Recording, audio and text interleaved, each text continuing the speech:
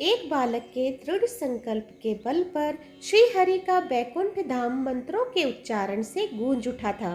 श्री विष्णु अपनी योग निद्रा तक से जाग उठे थे और जानने के लिए व्याकुल थे कि आखिर कौन है ये बालक जिसके तप का तेज तीनों लोकों तक में फैला हुआ है। आज हम उसी नन्हे बालक ध्रुव की कहानी जानेंगे। आइए जानते हैं ध्रुव की कथा और कैसे वह भगवान की भक्ति के मार्ग पर आगे चल पड़ा। ध्रुव की कहानी जानने से पहले यह जान लेना आवश्यक है कि ध्रुव का जन्म कहाँ और कैसे हुआ। बता दे कि स्वयंभू मनु और शत्रुपा के दो पुत्र थे, प्रियवत और उत्तानपाद। उत्तानपाद की दो पत्नियां थीं, सुनीति और सुरुचि।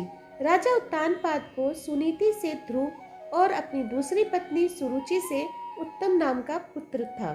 दोनों ही पत्नियों ने सुनीति बड़ी रानी होने के बावजूद उत्तानपाद का प्रेम और झुकाव सुरुचि के प्रति अधिक रहता था।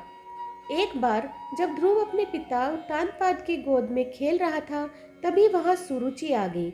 जब सुरुचि ने ध्रुव को उत्तानपाद की गोद में देखा, वह गुस्से से लाल हो उठी।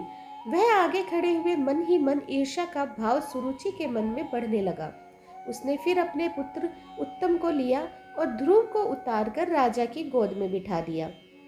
सुरुचि ने ध्रुव से कहा कि राजा की गोद में वही पुत्र बैठ सकता है जो मेरे गर्भ से उत्पन्न हुआ है, अन्य कोई नहीं। तू मेरे गर्भ से उत्पन्न नहीं हुआ है, इसलिए तुझे राजा की गोद या अन्य सिंहासन पर बैठने का कोई अधिकार नहीं है। उस समय ध्रुव 5 वर्ष का था। सुरुचि जो कह रही थी उसे भली भांति समझ आ रहा था। उसे अपनी सौतेली माँ की बात पर बहुत क्रोध आया। ध्रुव वहां से भागते हुए अपनी माँ सुनीति के पास गया और अपनी सौतेली माँ का व्यवहार और सब बात बताई। सुनीति ने अपने पुत्र को समझाते हुए कहा कि तेरी सौतेली माँ सुरुचि के प्रति तेरे पिता का अधिक झुकाव होने के कारण हमसे वे दूर हो गए हैं। इन सब बातों को छोड़ो और ईश्वर की भक्ति करो, यही एकमात्र रास्ता है। ध्रुव तारे की कहानी क्या है? ध्रुव तारा की कहानी यही से शुरू होती है, क्योंकि अपनी माता के मुख से ये बातें सुनकर ध्रुव को ऐसा लगा जैसे उसे ज्ञान प्राप्त हो गया है। इस तरह ध्रुव अपने पिता के घर को छोड़कर ईश्वर की भक्ति करने के लिए निकल पड़ा। अब भक्त ध्रुव की कथा में ईश्वर की भक्ति के लिए जाते समय जो रास्ते में देवर्षि नारद मिले, उन्होंने बालक को खूब समझाया, पर ध्रुव अपनी हट के आगे हारने को तैयार नहीं था। देवर्षि नारद ने जब देखा कि ध्रुव दृढ़ संकल्प लिए हुए है, तो उन्होंने भक्त ध्रुव को मंत्र की दीक्षा दी और फिर वे राजा उत्तानपाद के पास पहुंचे। राजा उत्तानपाद ध्रुव के चले जाने से बहुत दुखी थे। नारद जी को अपने महल में आते देख उन्होंने आदर सत्कार किया। देवर्षि नारद ने राजा से कहा कि चिंता की कोई बात नहीं, भगवान अपने ध्रुव के रक्षक है। भविष्य में आगे चलकर वे संसार में कीर्ति फैलाएंगे। नारद जी के मुख से इन बातों को सुनकर राजा को थोड़ा संतोष हुआ। वहीं दूसरी तरफ ध्रुव बालक यमुना नदी के तट पर पहुंच चुके थे।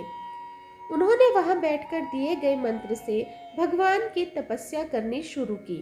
तपस्या के दौरान कई प्रकार के संकट भी आए, पर ध्रुव के दृढ़ संकल्प ने उन्हें आसानी से पार कर लिया।